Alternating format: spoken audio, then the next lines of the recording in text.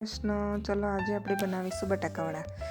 Potato, આદુ, લસણ, મરચાં, લીંબુ, ઓનિયન, થોડો સૂકો મેવો, સોલ્ટ, સુગર, લીમડી, ચણાનો લોટ ને નોર્મલ મસાલા જે આપણે લેતા હોય. ચલો મેં આમાં તેલ મૂક્યું છે 3 ચમચી જેટલું, જીરું, થોડી રાઈ,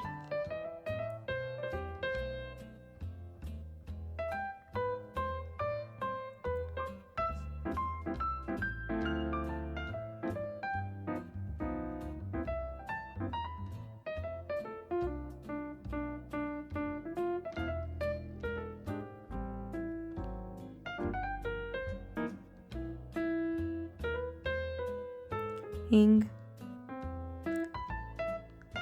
લીમડો, ઓનિયનને બરાબર સાતડી નાખવાની છે.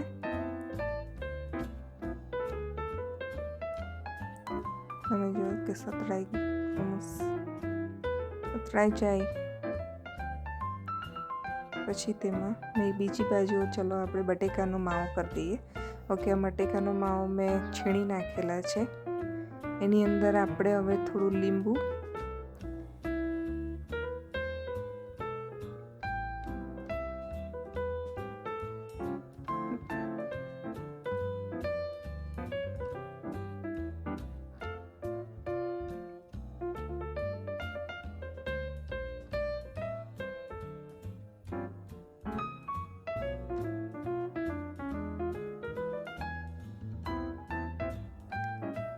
બટાકાવડાનો મસાલો,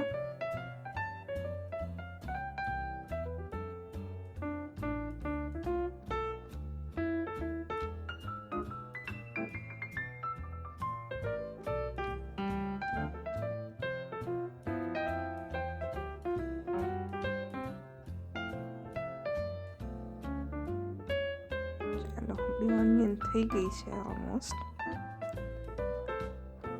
થોડીક વાર છે.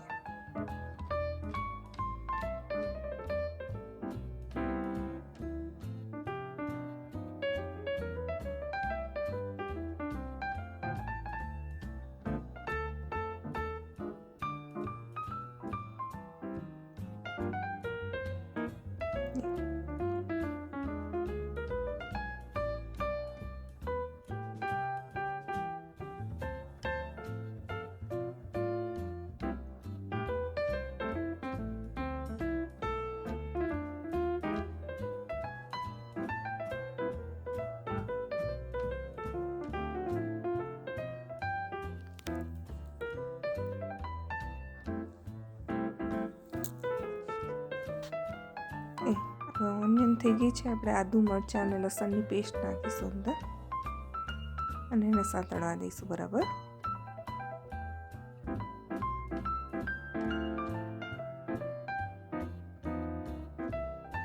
તમે જો કે ઓલમોસ્ટ સતરાઈ ગઈ છે.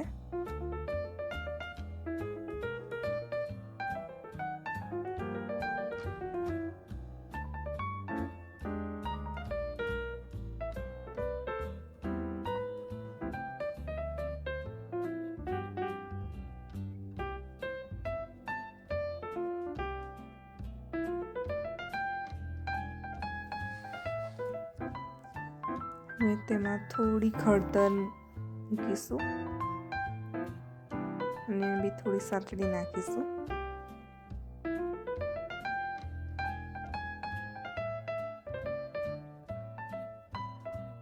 બધા નટ્સ મેં ખાલી કાજુ અને રેઝન 2 જ યુઝ કરું છું, એટલે એ 2 નાખ્યું છે અને સાતડી નાખ્યું. ઓકે, આ મસાલાની અંદર ઓલરેડી મેં ધાણા, બટાકાવડાનો મસાલો, સોલ્ટ અને લીંબુ અને ખાંડ બધું નાખીને પહેલેથી જ રહેવા દીધું હતું. એ હું વિડીયો ઉતારવાનું ભૂલી ગઈ છું, સોરી. અને આ બધું નાખીને આવી રીતના મિક્સ કરી દેવાનું. મિક્સ કરી દીધું છે જુઓ તમે, અને આવી રીતના બોલ વાળી અને રાખી દેવાના.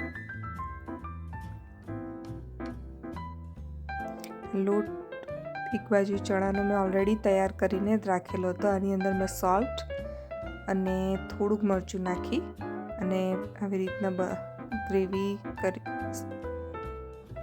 કરીને રહેવા દીધેલી હતી. હવે પાણીની અંદર મેં પાણી થોડું ગરમ કરી એમાં 1 ચમચી જેટલું ઓઇલ મૂકીશ અને ઈનો એ ત્રણેય મિક્સ કરી અને જ્યારે બનાવવાનો ટાઈમ થાય ને તે વખતે જ તમારે આ ત્રણેય ભેગું કરી અંદર મૂકી અને બરાબર હલાવી નાખવાનું ખીરાને. મેં ખીરું તૈયાર કરેલું જ છે, તમે જુઓ છો.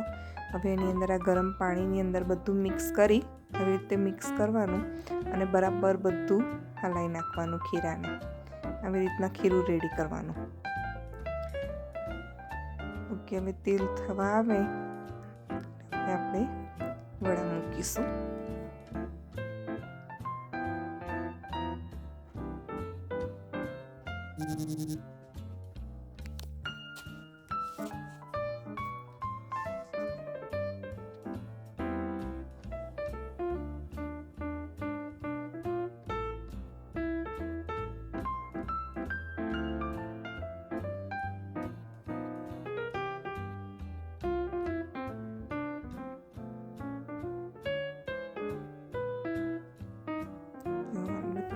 ઓલમોસ્ટ થઈ ગયા છે વડા તૈયાર આપણા.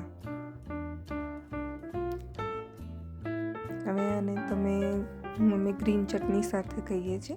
તમે ગ્રીન ચટણી અને આમલીની ચટણી બી સાથે ખાઈ શકો છો. વોચિંગ.